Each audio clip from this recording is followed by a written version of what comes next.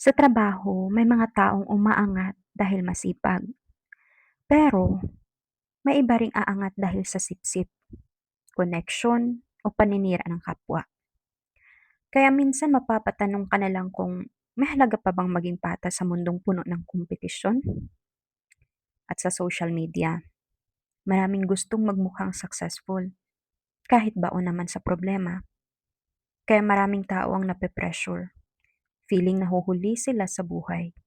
Kahit ang totoo, iba-iba naman talaga ang timeline ng bawat isa. Pero sa kabila ng lahat ng ito, huwag mong hayaang baguhin ka ng tuluyan ng mundo. Hindi masamang maging mabait.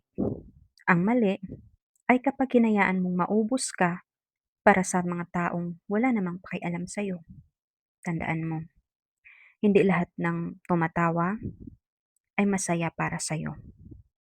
Hindi lahat ng tumutulong ay totoong intensyon.